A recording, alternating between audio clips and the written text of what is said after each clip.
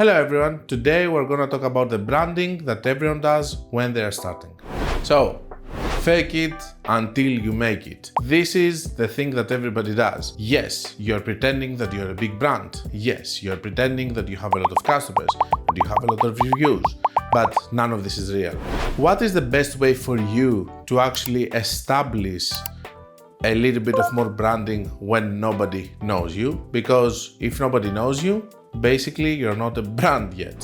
What do we have here? We have a strategy that a lot of times I have seen people using in order to be able to sell more and sell more and sell more and become a recognizable brand. Let's face it, 97% of the ads are gonna fail just because they're not gonna be good enough to start giving you sales, leads, or whatever you need. What if I told you that I have an app which is actually grading everything before you ever test it? You are increasing the chances of actually finding a winner. You are improving it and you are even enhancing it in a way that you can create better creatives in a very cost-efficient way. This is an app that I have built. I have calibrated with a lot of my friends, e-commerce store owners, agency owners, other freelancers, running multiple ad accounts, collectively more than 25 billion. This is what I calculated all of these years, scraping the ad library and finding creatives that they have actually worked for businesses so that we can be able to do good grading, which is not gonna fail, and grading that's gonna be really constructive criticism, and maybe a roast if your ad is completely bad. The name of the app is AdRoast.ai. You can click the link below so that you can go and you can check it. So you read a post, you read a blog about the skincare routine of Barbara Palvin, for example, or another model from Victoria's Secret, whatever, what they're doing so that they can have a nice face and stuff. Let me tell you that the only thing that they do is that they're just young still, and the age is gonna catch them eventually, but still you want to learn what they're doing, because this is what we do follow influencers and all of that. You are landing in a landing page that says one of the best 5 voted skincare brands for 2026. It was this known brand, this known brand, this known brand, this known brand, and a brand that you don't know.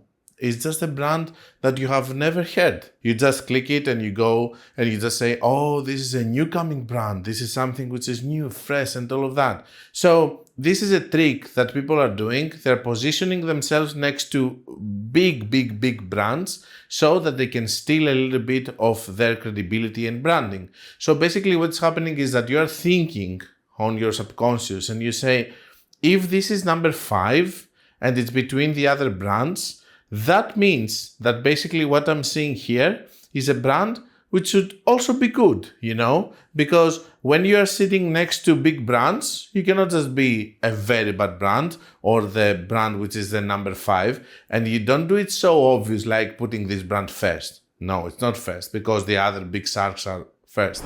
You're just putting it in the 5th place. Sometimes they put it on the 4th place so that it doesn't look staged, so that you can take a little bit from this credibility from the other people that you are actually gonna compare to. This is also another strategy that owners are doing and marketing teams are using. For example, you're nobody.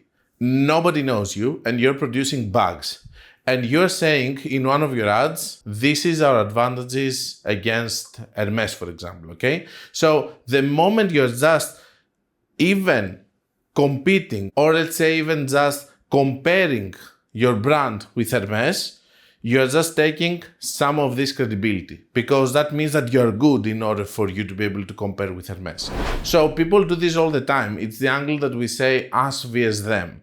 So basically new brands or new products, when they go outside, they're just doing the us vs them ads so that they can say that we're having better prices, or our materials are better, or we're doing this, we're doing that, so that we can compare with someone who is already established on the market, and we can try to take some chunk of the market because we are better, but we're also stealing some of their credibility, because only by the fact that we're comparing with, we're just taking more branding and we're considered also an established brand.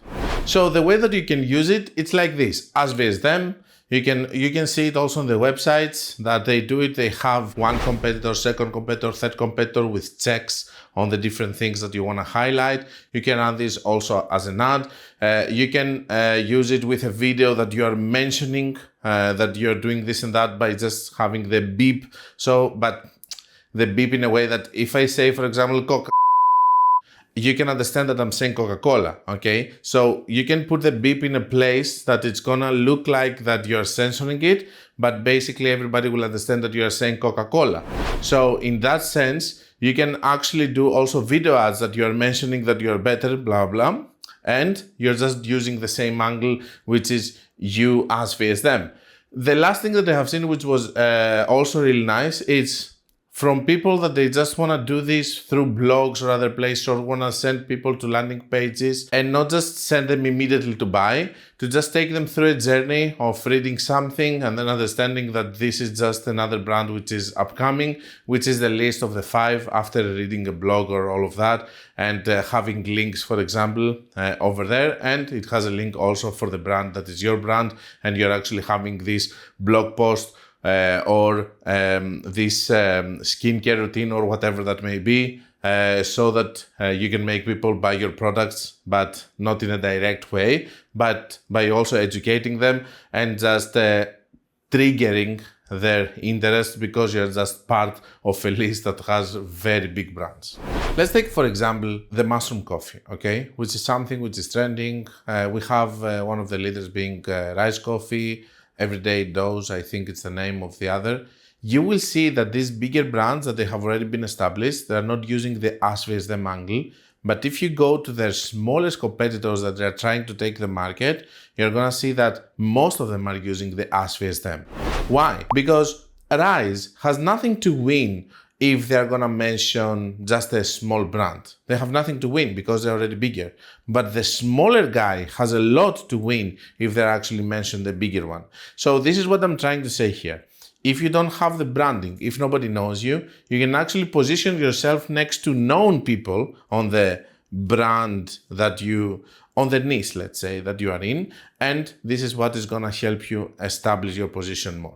Now, if you don't know how to make images as vs them, I'm gonna suggest you to go and visit AdRoast.ai, where you're gonna be able to put your own prompts and fix whatever you want by also using the URL and taking all the fonts, logo, your branding from your website, and you can make creatives there that they're gonna be able to give you better results. You can also roast them in order for you to be able to see if they have good score. If they don't have good score, improve them more so that you can go and you can run ads only with a good score, especially in new brands that they don't have unlimited funds.